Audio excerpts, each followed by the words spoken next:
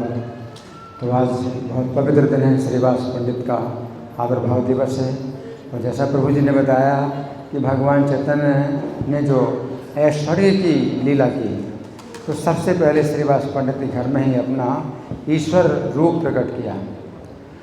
तो कारण क्या था कि भगवान ने ईश्वर रूप प्रकट किया? भगवान तो मनुष्य लीला कर रहे हैं और अपने को छिपा रहे हैं, लेकिन श्रीवास पंडित के घर में अपने को क्यों प्रकट किया ईश्वर के रूप में?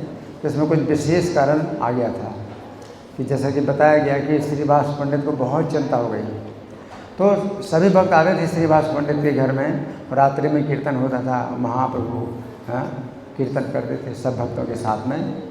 तो सब ने सुना ये गलत जो अफवाह है, तो सब ने सुनी कि मुसलमान राजा की जो सेना है वो आएगी नवद्वीप में और कीर्तन करने वालों को जो है बंदी बना करके ले जाएगी।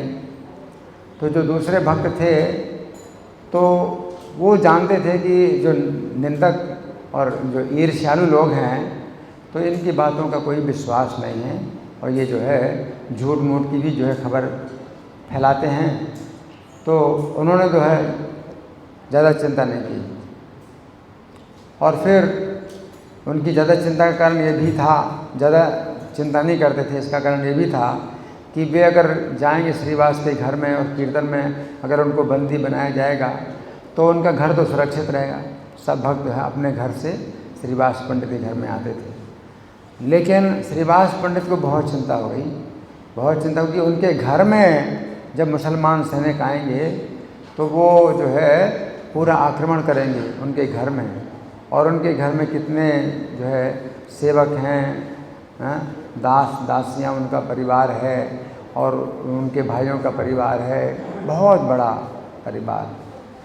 तो पूरे परिवार को ये जो मुसलमान लोग हैं ये मार भी सकते हैं, हत्या भी कर सकते हैं और दूषित भी कर सकते हैं, स्त्रियों को दूषित कर सकते हैं।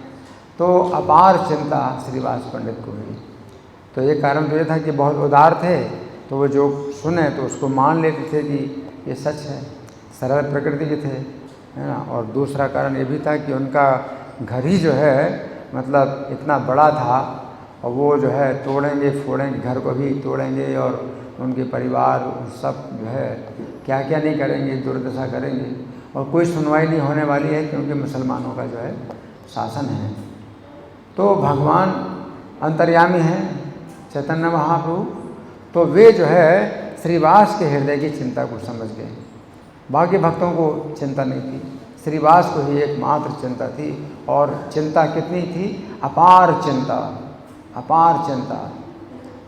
तो वे जो है नहीं चाहते थे कि उनके घर में भक्तों का भी जो है अपमान हो, भक्तों की भी दुर्दशा हो, भक्तों की पिटाई हो उनके घर में, और फिर उनका परिवार सब। इसलिए अपार चिंता थी। और जैसे कि चिंता होती है, कोई डर होता है, तो प्रभुपाद ने भी हम लोगों को यही सिखाया, नरसिंह भगवान से प्रार्थना करना है, रक्षा के लिए नरसिंह भगवान से प्रार्थना करना है। तो नरसिंह भगवान की जो है वो पूजा कर रहे थे श्रीवास, और भगवान जो है उस समय उनके द्वार पर लातें मारने लगे और अरे श्रीवासिया तू क्या कर रहा है। अब भगवान जो है इस प्रकार श्रीवास को बोल रहे हैं कि जैसे उनके सेवक हों, जबकि पिता के समान है श्रीवास, और हमेशा पंडित जी बोलते थे श्रीवास जी को। फिर जब ईश्वर भाव में आ गए तो क्या बोलते, अरे श्रीवासिया तू क्या कर रहा है, तू किसकी पूजा कर रहा है, तू जिसकी पूजा कर रहा है उसको अपने सामने देख। इस प्रकार से भगवान जो है श्रीवास को अपना जो है दर्शन कराते हैं। तो चतुर्भुज रूप में अपना दर्शन कराया और वहाँ सिंहासन पर बैठ गए, विष्णु सिंहासन पर बैठ गए। और श्रीवास को फिर ये कहते हैं कि तुम जो है अपने घर के सब लोगों को बुलाओ, सब लोग मेरा दर्शन करें।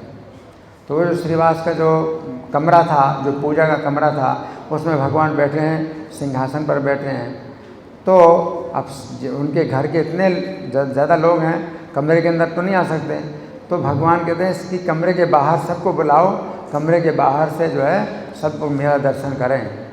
इस प्रकार से श्रीवास को जो है उन्होंने इतना जो है कृपा दी, और उनके भवन के अंदर रहने वाले जितने भी लोग हैं, दास दासी, उनकी क्या योग्यता है?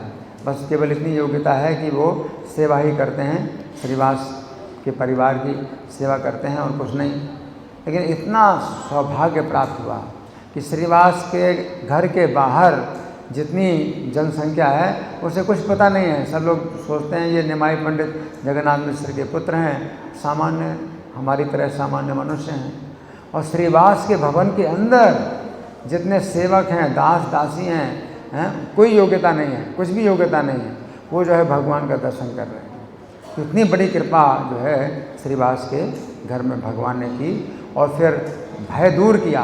तो भगवान ने भय दूर किया तो ये कहा कि अगर वो आएंगे, मुसलमान सैनिक आएंगे, तो मैं पहले उनके साथ जाऊंगा नौका में बैठ करके और राजा के सामने जाऊंगा।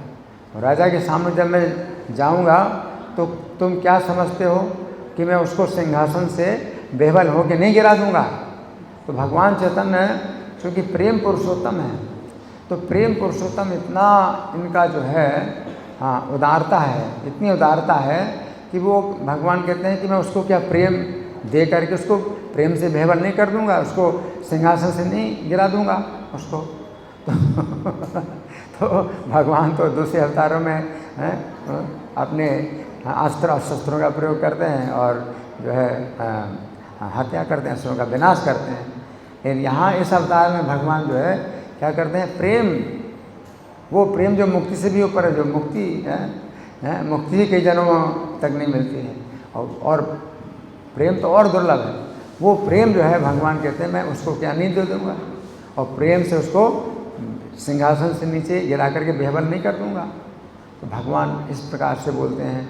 और फिर कहते हैं कि अगर मान लो वो सिंहासन पर बैठा रहा है और उसने मुझसे बात की, तो मैं उससे बात करूँगा कि तुम अपने काजी मुल्लों को सबको बुला ले और अपने भवन में, राजा के महल में सब हाथी घोड़ा होते ही हैं, जितने हाथी घोड़े उन सबको बुला ले। और तेरे काजी मुल्ला जो है कुरान की आयतें पढ़ें और जो हाथी घोड़े हैं अगर प्रेम से नाचें तो मानेंगे कि हाँ तुम्हारे शास्त्र में कोई शक्ति है।